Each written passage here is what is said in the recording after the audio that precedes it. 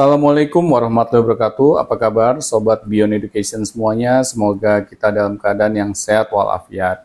Semoga teman-teman semuanya juga mendapatkan keberkahan di dalam kehidupannya masing-masing.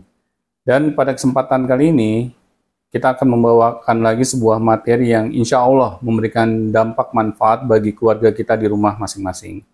Oke, Pak Afi, apa nih yang kita ingin bahas? Menurut saya saat ini yang paling penting bagi semua orang di seluruh bangsa yang sedang banyak demo ini Oke. itu adalah keluarga, Pak. Hmm. Ya, karena mau anaknya demo kemanapun, ntar ujung-ujungnya pulang ke rumah kan. Iya. Nah, itu bagaimana caranya supaya keluarga ini bisa menjadi sumber kebahagiaan atau sumber jadi apapun yang dia lakukan, apapun permasalahan yang dihadapi oleh anak, oleh bapak, suami, istri dan seterusnya, itu dia akan kembali pulang menemukan sumber kebahagiaan di keluarga gitu. Atau keluarga itu jadi menjadi bisa memotivasi semua aktivitas dia sehingga dia dimanapun berada, mau yang di sekolah, mau yang kerja di kantor atau dimanapun itu dia kerja dengan baik gitu Pak. Karena termotivasi dari keluarga itu. Iya, iya. Ya itu benar sekali Pak ya. Makanya di dalam agama pun juga kita dianjurkan untuk menciptakan keluarga yang sakinah, mawadah, dan warohmah. Nah, coba kita perhatikan ya, kata sakinah. Sakinah ini artinya apa sih kira-kira? Sakinah. Ah, Eh, Sakinah itu kalau di Al-Quran itu sukun, tanda sukun itu tanda diam. ya. Nah, kalau nggak salah gitu.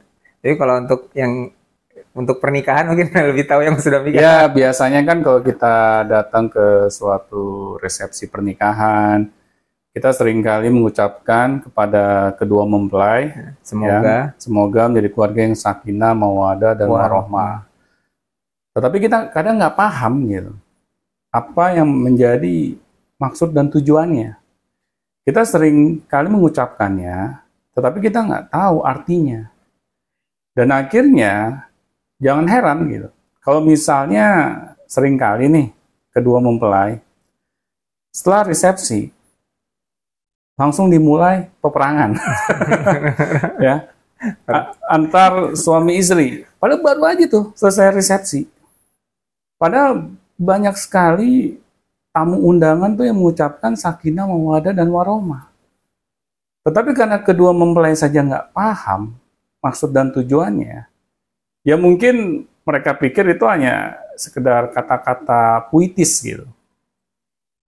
Ya sudah, kalau kita tidak mau berusaha untuk paham, apalagi ini adalah perintah agama ya, jangan heran, banyak banget gitu keluarga yang tercerai-berai akibat kedua belah pihak itu tidak memiliki kecocokan. Nah, sakinah sendiri kan artinya tentram, tenang.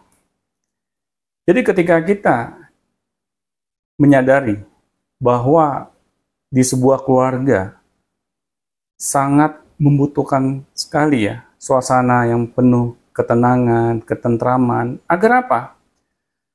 Agar ketika terjadi suatu masalah di dalam sebuah keluarga, karena kan nggak mungkin ya, kita aja misalnya belum pernah menikah sama sekali, kita kadang sama teman aja nggak akur. Kita seringkali ribut gitu sama teman. Padahal kita tidak memiliki hubungan darah sama sekali dengan teman kita ini. Tetapi kenapa? Kita kok merasa bahwa teman kita ini sumber masalah gitu misalnya. Awalnya kita akur nih, tetapi di tengah jalan kita merasa bahwa kok hubungan kita makin kesini ini makin gak asik gitu. Yang menyebabkan kita sering ribut. Teman aja, Pak, bisa terpecah belah. Sahabat gitu ya. Tadinya Sahabat. bestie jadi Tadinya musuh. BSD bisa menjadi enemy. Hmm. Begitupun juga dengan pernikahan. Kalau kita tidak menyadari bahwa yang namanya pernikahan itu, kita menyatukan kedua kepala yang berbeda gitu ya, dari sifat maupun karakternya, akhirnya seringkali masalah kecil pun menjadi sumber keributan. Nah, kalau di agama dianjurkan agar kita menciptakan suasana yang penuh dengan ketenangan, ketentraman, agar setiap masalah yang menghampiri kehidupan kita itu, kita berusaha untuk tenang terlebih dahulu. Bagaimana sih kalau kita misalnya nih ya, mengatasi sebuah masalah itu dengan kemarahan? Apakah bisa menjadi solusi? Tidak. Pasti jadi saling marah-marah malah tambah marah, yang marah tadinya satu jadi dua, jadi akhirnya malah jadi kebakar gitu kan. Benar. Karena kalau diawali dengan kemarahan, biasanya ada lanjutannya tuh, Pak. Saling lempar piring. Biasanya begitu. Ini nggak melihat ini ya, pasangan muda maupun pasangan yang sudah lama menikah ya. Karena kalau kita tidak berusaha menjadi pelaku utama terlebih dahulu, ya, yang menciptakan suasana tenang di keluarga kita, maka akan sulit, Pak, ketenangan itu muncul di dalam keluarga kita. Terus yang kedua, kata mawadah. Mawadah ya, sendiri artinya kita harus saling berkasih sayang di antara pasangan. Hal itu harus kita ciptakan. Ya sekarang gini deh, misalnya dulu sebelum kita menikah, misalnya diawali dengan ta'aruf dulu deh. Kita kan merasa bahwa pasangan kita ini adalah pasangan yang terbaik. Karena kita baru saja mengenalnya. Kita belum tahu tuh busuknya kayak apa. Tetapi lambat laun, ketika suatu pernikahan itu terjadi, dan kita baru mengenal secara lebih dalam pasangan kita, kita merasakan, waduh, gue masuk jebakan Batman nih. Kita kaget gitu, melihat sifat asli pasangan kita. Akhirnya, sulit untuk kita mau berkasih sayang. Kita malah menganggap masalah utama yang terjadi itu akibat pasangan kita. Karena ego kita yang kita kedepankan, Pak Afi. Nah, di sini makanya mengapa kita diperintahkan untuk berkasih sayang? Agar kita mau menciptakannya. Karena kasih sayang itu bakalan luntur, Pak, oleh waktu. Apalagi kalau kita sudah melihat sifat aslinya yang nggak sesuai maunya kita. Dan pasangan kita juga melihat sifat aslinya kita gitu. Bahwa kita ini yang dulunya kayak Tom Cruise kok berubah gitu, ya, menjadi sesuatu yang nggak ideal lagi. Nah, akhirnya nggak heran gitu, kalau tidak ada lagi sumber kasih sayang di keluarga tersebut. Makanya Pak, kita jangan sepenggal-sepenggal dalam memahami suatu kata gitu. Ya, kita harus berusaha mencari tahu bagaimana kata tersebut, bukan saja kita tahu artinya, tetapi kita paham untuk mengimplementasikan dalam kehidupan kita. Ya, jadi kasih sayang ini penting sekali, Pak. Terus warohmah. Warohmah ini kan artinya bagaimana kita mau menerima kekurangan ya dari diri pasangan kita masing-masing. Jadi sulit gitu, kita berharap pasangan kita ini memiliki sifat bak malaikat gitu, perfect, nggak ada celah sama sekali. Akhirnya setelah kita menikah dan kita hidup satu atap bertahun-tahun lamanya, bosan nggak Pak kira-kira? Bisa. Bisa kan? Bisa. Apalagi kalau pasangan kita ini kita anggap menyebalkan. Kalau kita nggak sadar, kita lebih menyebalkan juga. Nah, jadi nggak heran gitu.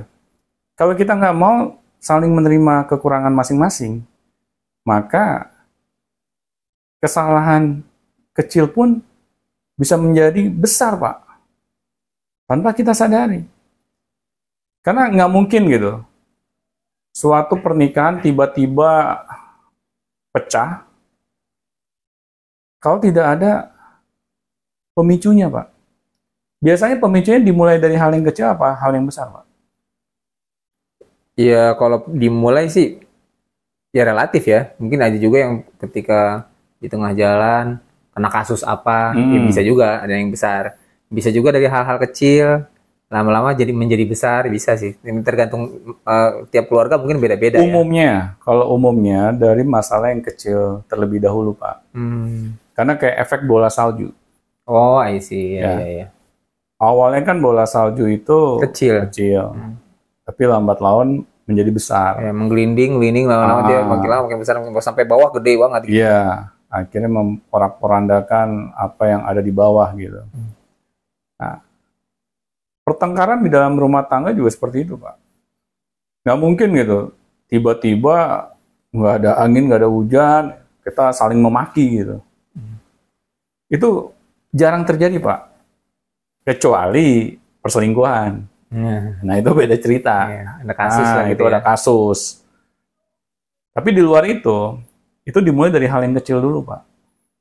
Ya misalnya kita nggak terima pasangan kita kalau habis makan, piring kotornya nggak dibawa ke dapur. Sedangkan yang nyuci piring istrinya misalnya. Nah, pasangan kita ini udah kita kasih tahu nih berulang kali, tetap aja gitu. Kepala batu misalnya. Akhirnya kan pasangan kita juga muak gitu dengan perilaku kita. Yang dibilangin sekali, 2 kali nggak bisa-bisa. Nah mulai tuh disindir. Nah, pasangan kita nggak terima, dia sindir balik. Emang kamu nggak tahu, saya capek nyari nafkah di luar. Nah udah tuh. Itu kan dari sesuatu hal yang kecil tadinya. Karena pasangan kita ini malas untuk membawa piring kotornya ke dapur. Nah akhirnya ketika hal ini tidak buru-buru untuk kita tuntaskan masalahnya, lambatan itu menjadi membesar, Pak. Nah, ini yang kadang kita nggak sadari. Kita inginnya pasangan kita yang selalu menerima kekurangan kita. Tetapi kita tidak mau menerima kekurangan pasangan kita. Jadinya nggak aneh tuh. Keluarga kita tuh selalu diliputi oleh bencana. Jadi apa tuh istilahnya, Pak, kata guru kita dulu? Sakinah mawaddah warahmah tuh diplesetkan jadi apa? Sakitnya? Hah? Sakinah jadi sakitnya. Mawaddah apa ya? Mawaddah tuh kalau nggak salah mewabah dan merona gitu. Nah, ini kan jadi sindiran sebenarnya. Sakitnya mewabah dan merona. Jadi istilahnya tuh kayak misalnya kita gampar pasangan kita, terus kan memerah tuh kan, itu merona kan. Nah itu Pak,